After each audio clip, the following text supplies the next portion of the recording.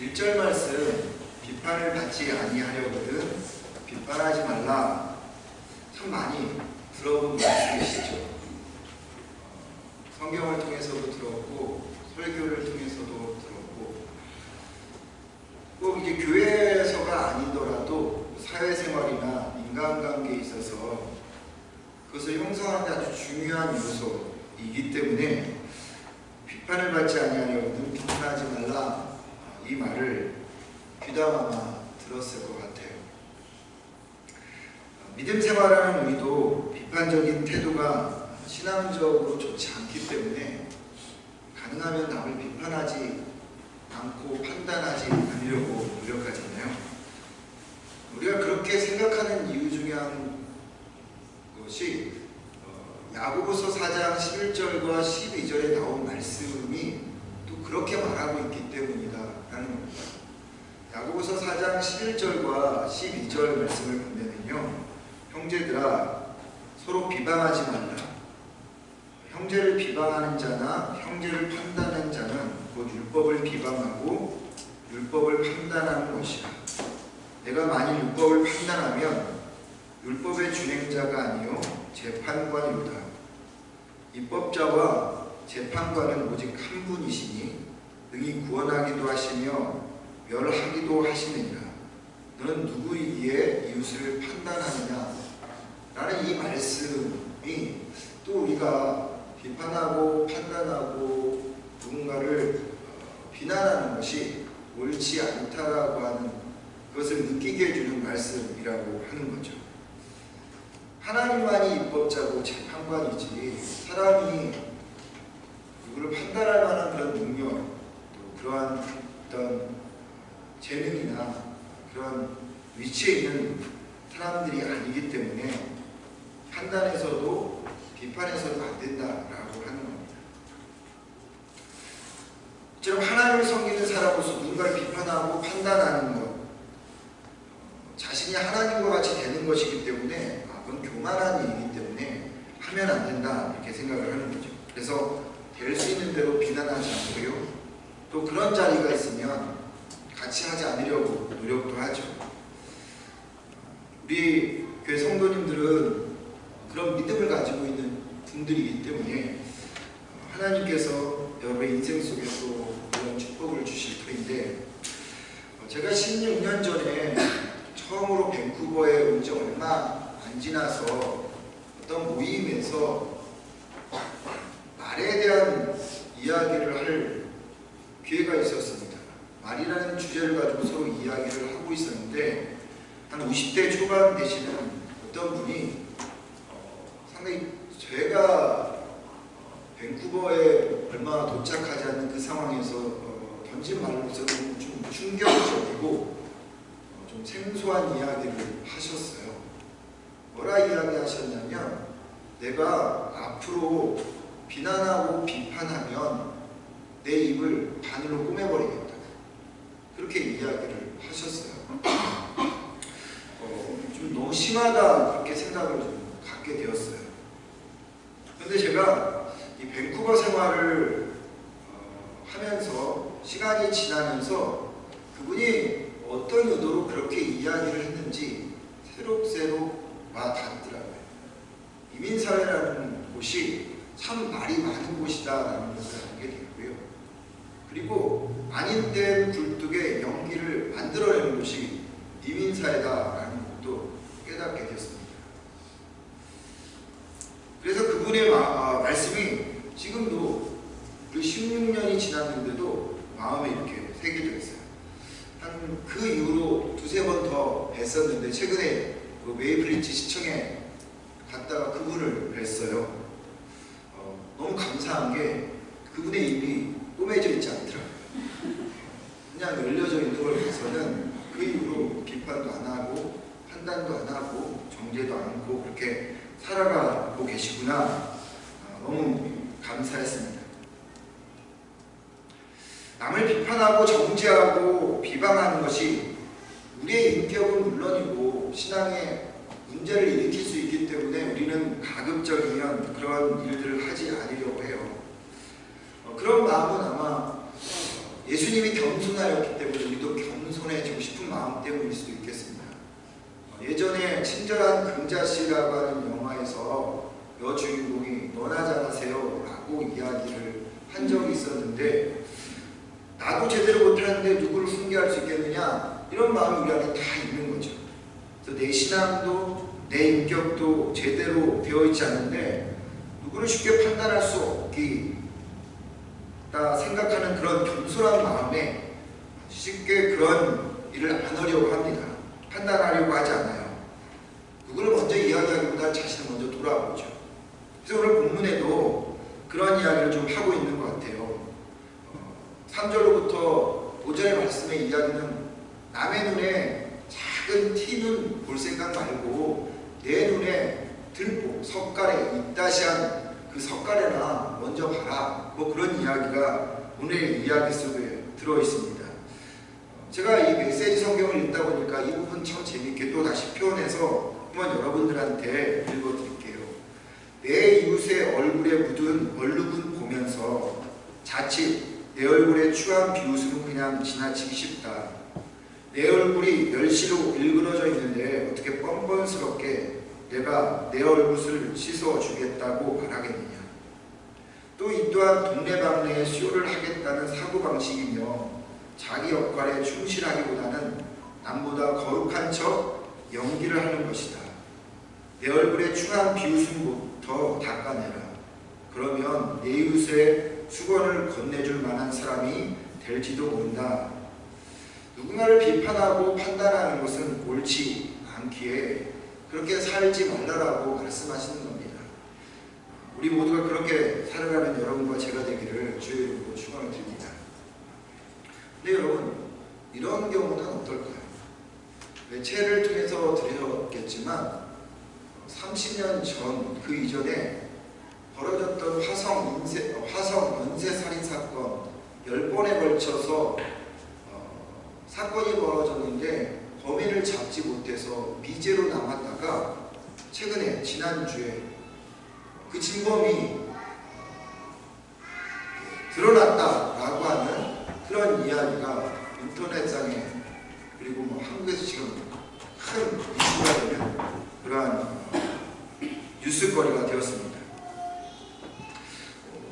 그 10번의 사건 중에 세 사건에서 나온 그 DNA가 이 세 사건이 똑같은 이 DNA가 세 사건 속에서 똑같이 나왔는데 그 사람이 똑같은 세 사건에서 DNA가 나올 확률이 90 이렇게 똑같다면 그럼 99.9%가 진범이라고 합니다. 근데 그 진범이 지금 부산 한 교도소에서 수감 중이라고 하는 거죠. 근데 그 사람은 자기가 그런 사건의 진범이 아니라고 계속 지금 부인을 하고 있어서 거기 프로파일러를 지금 계속 보내고, 그리고 자백을 받아내려고 지금 하고 있습니다. 공소시효가 지났기 때문에 이어서 다시 물을 수는 없지만 계속해서 그가 자백하도록 지금 하고 있는데, 그런데 말입니다. 누구를 판단할 수 없다고, 누구를 비난할 수 없다고, 누구를 우리가 잣대로 잴 수 없다고 생각을 해서 또 남의 눈에 티의 눈을 보기보다는 내 눈에 들보를 먼저 봐야 한다는 그런 생각에 화성 연쇄살인 사건 그 진범은 10번을 사람을 죽였지만 나는 마음에서 1000번, 1000번 사람을 죽였기 때문에 나는 그 사람보다 못해서, 그래서 그 사람을 그냥 방치한다고 하면 어떻겠습니까? 판사가 판결문을 내야 되잖아요. 자백을 했어요. 그런데 이 판사가 하나님을 믿는 사람이에요. 그래서 나는 저 사람보다 못하기 때문에 저 사람의 티는 빼기 전에 내 눈에 들보를 먼저 빼야 되겠다는 마음에 판결문을 안 내린다면, 여러분 이런 경우는 어떻게 우리가 이야기할 수 있을까요? 이게 이치에 맞는 이야기일까요? 또 이런 경우가 있잖아요. 축구에는요 오프사이드라는 게 있어요. 축구를 해보신 분은 아시겠지만 오프사이드라고 하는 것은 우리 팀 선수가 공이 오기 전에 상대방에 먼저 들어가 있으면 상대방이 다 저쪽에 있는데 자기가 골대 앞쪽에 먼저 들어가서 공이 오면 오프사이드라고 해서 반칙을 줍니다. 근데 이게 아주 미묘해 갖고요. 어쩔 때는 오프사이드인지 온사이드인지 몰라서 판단할 수 없을 때가 있어요. 그래서 이 축구 경기하는 두 팀이 싸우기도 막 하거든요. 요즘에는 VAR이라고 하는 것이 들어와갖고 그 장면만을 다시 계속 심판이 돌려보고 그래서 판단하는 그런 시스템도 도입이 되었습니다. 그런데 만약에 심판이 자기는 그럴 만한 자격이 되지 못한다 하여서 그것에 대해서 온사이드, 오프사이드에 대한 판정을 내리지 못한다면 여러분 이런 경우는 어떻게 되겠습니까? 심판이 하나님을 섬기는 사람이라서 난 누구를 판단할 수 없고 난 누구를 비판할 수 없기에 이게 온사이드, 오프사이드 이야기할 수 없다 라고 이야기한다면 여러분 이게 이치에 맞습니까? 또 이런 경우는 어떨까요? 내 아이에게 100% 문제가 있어요. 그래서 지금 잘못 가고 있고 또 잘못하고 있어요. 또 아는 지인이 잘못했어요. 100%. 근데 그대로 두면 방치되면 죽어요. 정신적으로 육체적으로 죽지만 육체적으로 죽어요. 근데 예수님이 비판하지 말라고 했고 판단하지 말라고 했기 때문에 그 사람에 대해서 그냥 방조한다면 어떻겠습니까? 야고보 사도가 말한 것처럼 나는 율법자도 아니고 나는 재판관도 아니기 때문에 그 사람에 대해서 내가 갖다봤다 나나 잘할까? 이렇게 마음을 갖고 그 사람에 대해서 관여하지 않는다면 그 사람 죽어간다면 여러분 이런 경우는 어떨까요? 이게 진짜 신앙일까요? 아닐 겁니다. 여러분 생각해 보십시오. 여러분의 자녀가 잘못 가고 있고 잘못 행동하고 있고 그래서 죽어간다면 여러분들은 그냥 내가 부도덕해서 내가 좀 못나서 내 눈에 들고나 빼야지 그러게 가만히 있을 것 같습니까? 그렇지 않죠. 다리 뭉대기를 부숴서라도 그 아이를 돌려 세우는 거죠. 그 아이를 다시 옛 모습으로 돌려내는 것입니다. 내 형제들이 내 사랑하는 후배와 선배가 죽어가는 길을 가면 지적해서라도 비판해서라도 돌려 세워야 되는 것이죠. 이 말은 무슨 얘기냐면 비판과 판단, 지적하는 것이 성경에서 말하는 것처럼 나쁜 것만은 아니다라고 하는 것입니다. 고대 후한시대 때요 세 나라가 있었습니다.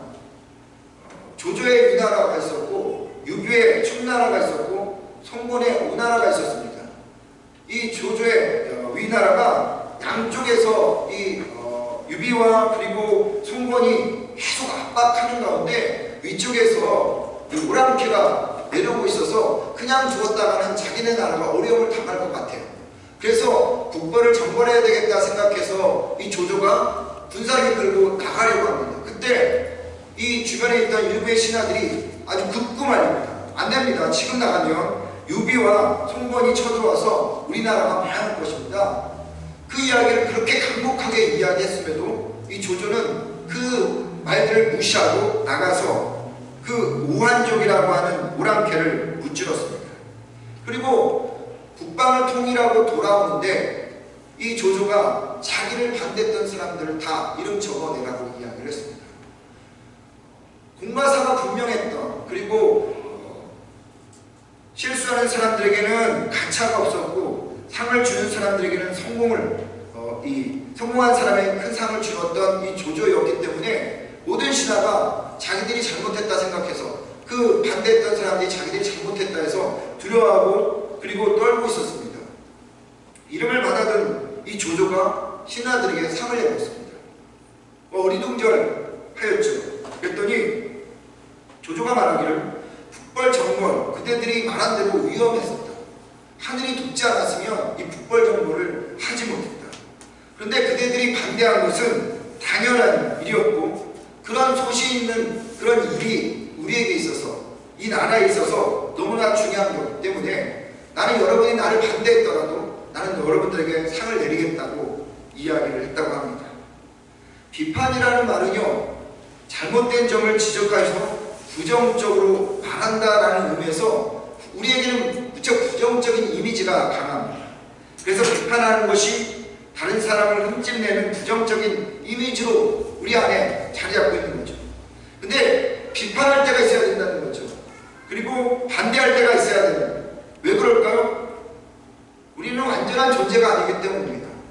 내가 바라보는 사람도 완전한 존재가 아닐 때가 있다는 거죠. 아까 말씀드렸던 것처럼 죽어가는데 잘못되어지는데 그냥 방조만 하고 있을 수가 없다라고 하는 것입니다. 자신도 모르게 우리 마음에 선도 들어오지만 악도 들어와요. 참도 들어오지만 거짓도 들어옵니다. 이것들이 섞이기 때문에 나는 모를 수 있어요. 상대방이 모를 수가 있어요. 그렇기 때문에 때로는 비난도, 때로는 비판도, 그리고 그것에 대해서 이야기할 수도 있다라고 하는 것입니다. 내 생각과 행동이 다 옳은 것도 아니고 다른 사람의 생각이나 행동이 다 옳은 것도 아니기 때문에 누군가가 잘못된 행동과 일을 하면 그 사람에 대해서 잘못된 길로 갔다 이야기할 수도 있어야 되고요. 옳은 길로 인도해 주는 그런 의미에서 비판과 비난도 필요하다라고 하는 겁니다. 그렇다면 예수님께서 왜 비판하지 말라고 얘기하세요? 또 왜 야고보가 입법자와 재판관이 되지 말라라고 이야기를 했을까요?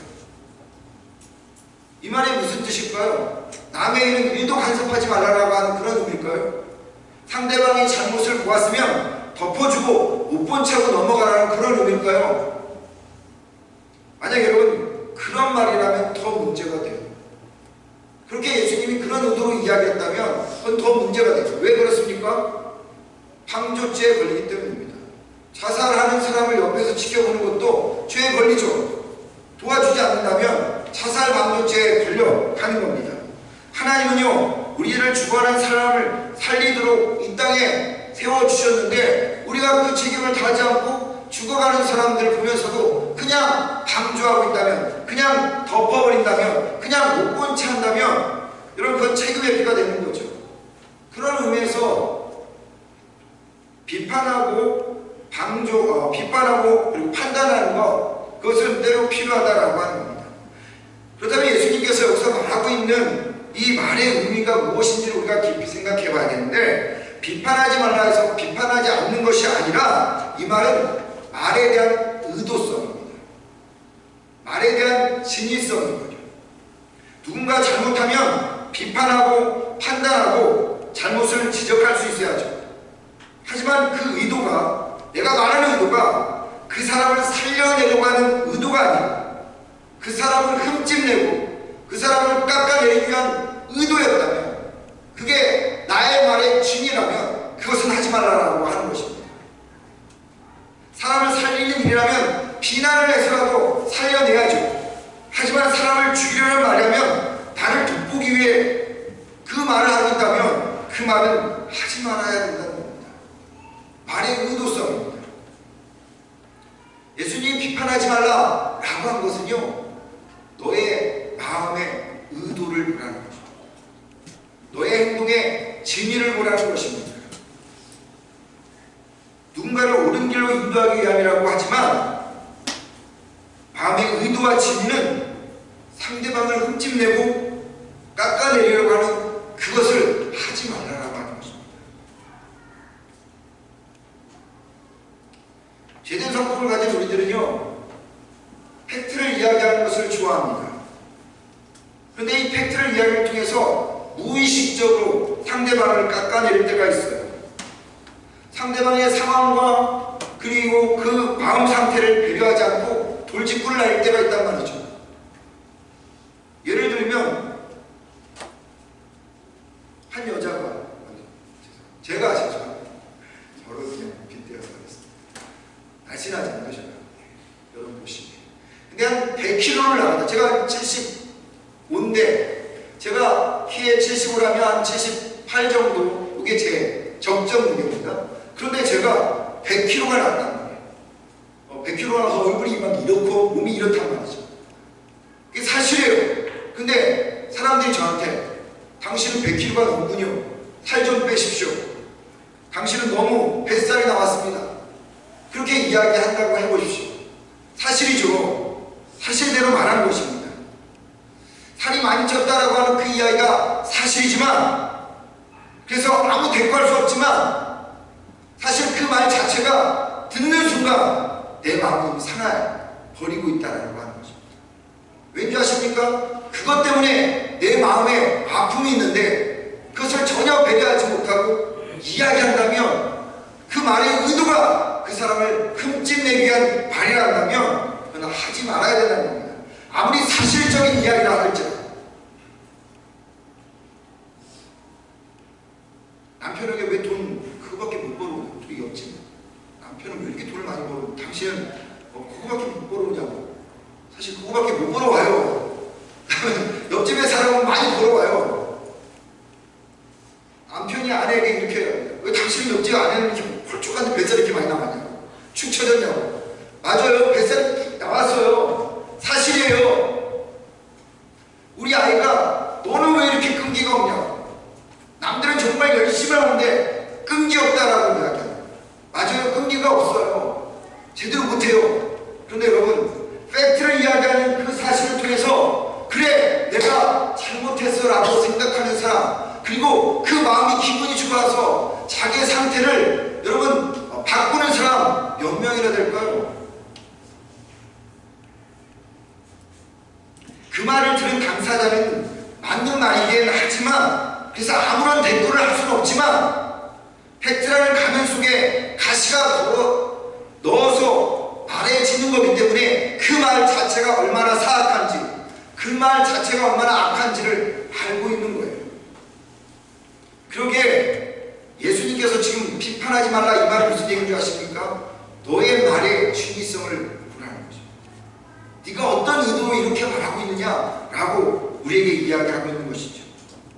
상대를 용기 있게 일으켜 세워주고 그를 다시 북돋아주기 위해서 하는 말보다는 은연중에 무의식적으로 상대방을 깎아내리려고 하는 그런 의도라면 절대 하지 말라라고 하는 것입니다.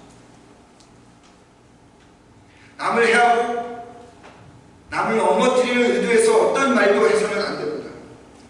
세워주고 용서해줄 마음이 없으면 비판하지 말아야 합니다. 상대방이 잘 되기를 바라는 마음이 아니면 아무리 옳은 말이라도 해서는 안 됩니다. 그렇게 말하는 것은 합당한 말도 아니고 옳은 말도 아니랍니다.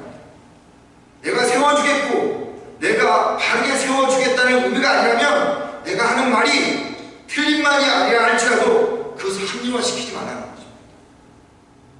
상대방의 결정을 고쳐서 상대방을 더욱 좋은 방향으로 이끌어가는 것이 목적이 아니라면 그것은 상대방의 결정을 미끼로 상대방을 파괴시키는 행위입니다. 그러게 헐뜯고 비난하는 것이 상대방을 죽이고자 하는 마음으로 하는 말이라면 그에 대한 말과 행동이 아무리 100% 사실일지라도 절대 해서는 안 됩니다. 중요한 것은 말의 의도성입니다. 그 말의 진위성이라는 거죠. 그래서 예수님께서 우리에게 비판하지 말라는 것은 너의 마음에, 너의 말에 진위를 보라는 거예요. 의도를 보라는 거예요. 그럼 여러분, 어떻게 우리가 남을 비판하지 않을 수 있을까요? 어떻게 상대방을 흠집내지 않을 수 있을까요? 판단하지 않을 수 있을까요? 주님을 의식하면 됩니다. 되게 쉽죠? 내 말의 진실성을 다 아신 하나님을 의식하면 됩니다. 언젠가 말씀드린 것처럼요, 빨래방에서 일한 적이 있었습니다.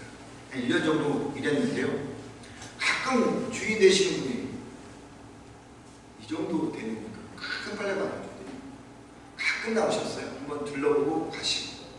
그러면서 하시는 말씀이, 거기에 이제 냉장고도 있었고 이 음료수가 담긴 냉장고도 있었고 그 시큼한 젤리 같은 거, 그 하나에 5센트 주고 50센트 주고 파는 그런 것도 있었고, 이제 오시는 빨래방 손님들 팔려고 그렇게 한 거죠. 근데 저한테 이야기하기를 심심하면 목마르면 음료수도 꺼내 먹고 그 다음에 이 시큼한 젤리도 먹으라고. 그래서 그 맛에 가끔 젤리도 먹고 그 다음에 음료수도 먹고 그랬습니다.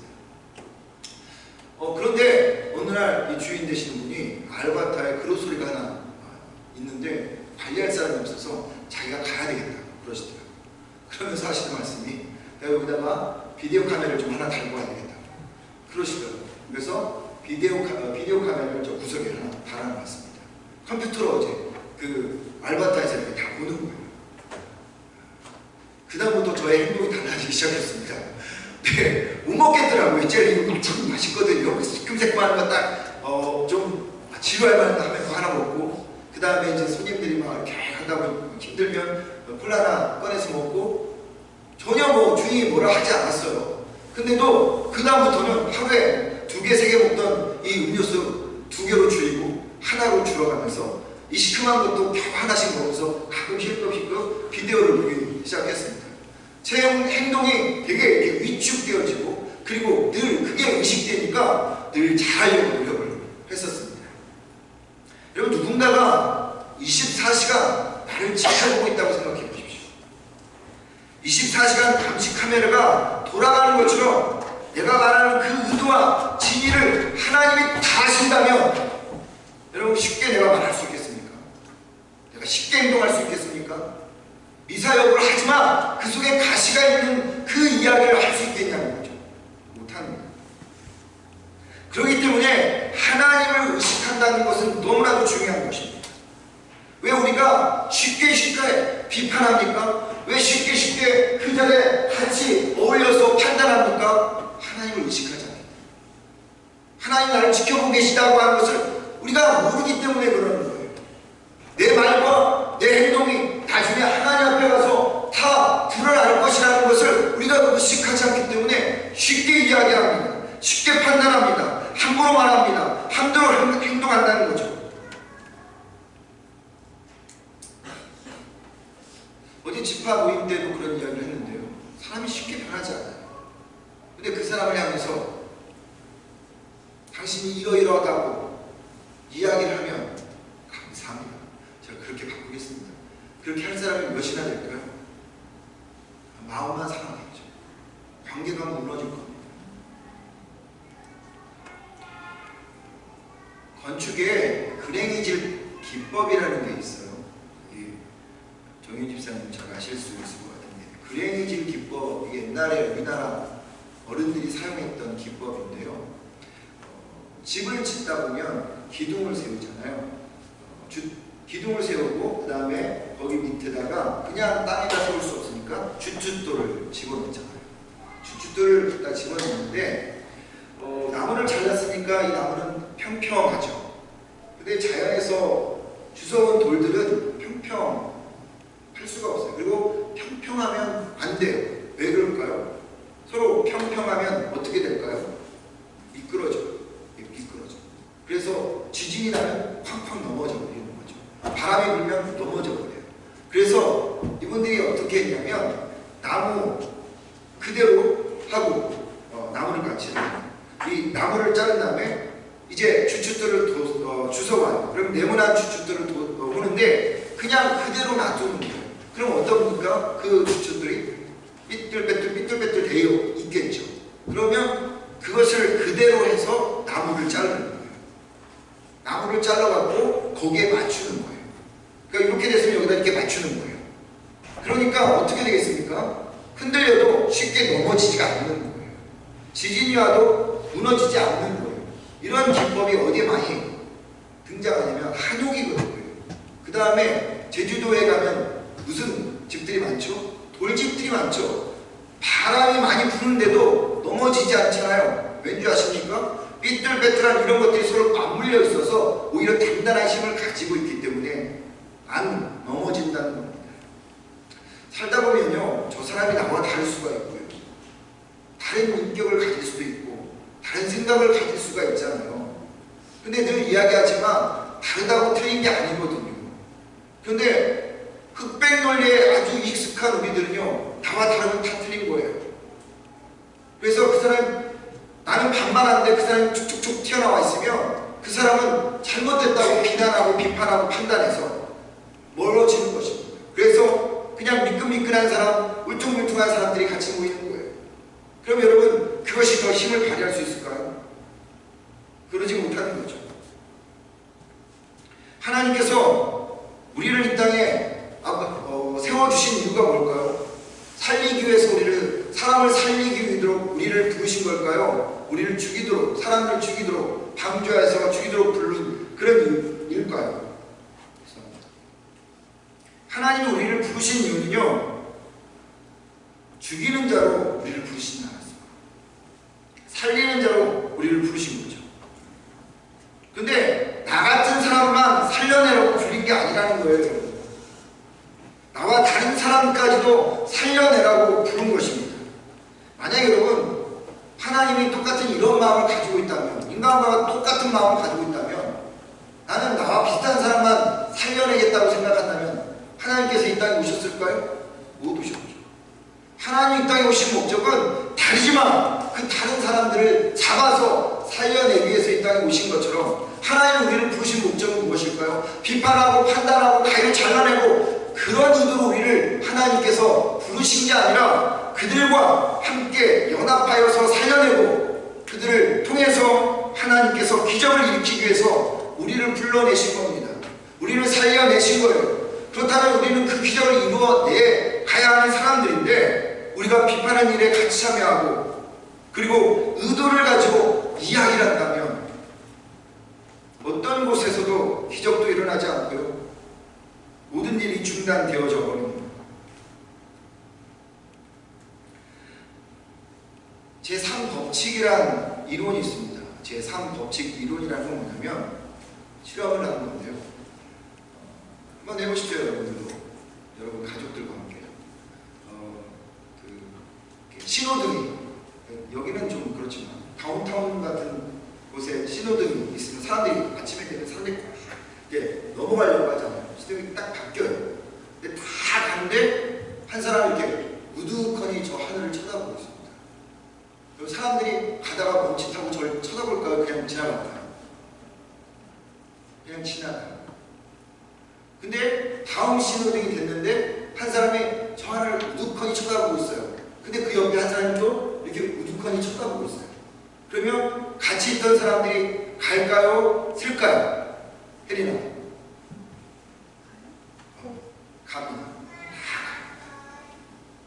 근데 그 다음 신호등이 바뀌어서 한 사람이 서고 그 한 사람이 쳐다보고 있고 세 번째 사람이 쳐다보면 그 다음에 어떻게 할까요? 그 다음에 네 번째 사람이 쳐다보기 시작해요. 뭐가 있나?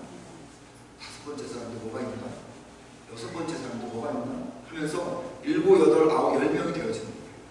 그게 제3의 법칙이라는 이론입니다. 그걸 증명해서 이야기하는 건데, 한 사람으로는요 절대 기적이 일어나지 않는다. 한 사람이 쳐다보고 있으면 다른 사람은 미동도 하지 않아요. 근데 두 사람이 쳐다보고 있어도 미동하지 않는데 세 사람째 되기 시작하면 미동하기 시작한다는 거예요. 톨스토이가 이런 이야기를 했습니다. 작은 변화가 일어날 때 진정한 삶을 살게 되어진다. 세 번째 사람이 그 자리에 서는 순간부터 새로운 일들이 변화되어지는 거예요. 한 사람이 내 입을 꼬매겠다 라고 이야기할 때는 모든 사람들이 그냥 가만히 있을 수 있어요. 똑같이 할 수 있겠죠. 근데 그 옆에서 누군가 두 번째 사람이 아무 소리 안 하고 있습니다. 그리고 마지막 세 번째 내가 그 자리에서 내가 안 하겠다고 딱 세 사람이 되면 어떻게 될까요? 그 이야기 자체가 끊어질까요? 계속 진행될까요? 끊어집니다. 그 세 번째 사람이 우리여야 합니다. 나여야 한다는 거죠. 그냥 단호하게 일어나서 그 자리를 나가거나 함부로 말하지 않고 행동하지 않아서, 그래서 사람을 살려내는 그 세 번째 사람이 우리여야, 하나님이 그래서 우리를 세 번째 사람으로 불러냈다라고 합니다. 여러분이 그렇게 할 때 여러분의 가정에 기적이 일어난다는 겁니다. 우리 교회 안에 하나님의 생명이 일어난다라고 하는 것입니다. 그 세 번째 사람이 바로 나여야 할 때, 내가 되어질 때 죽은 생명이 다시 일어난다는 것을 기억하십시오. 단호해야 되고요. 내가 단호하지 못하면 입이라도 꼬매지 못할지라도 담으십시오. 내 이 말이 사람을 살리는 일이라면 해야죠. 그러나 의도가, 진의가 누군가를 죽이고 깎아내리고 흠집내려 하는 그런 이야기라면 입을 다무십시오. 그러면 그때부터 기적이, 하나님께서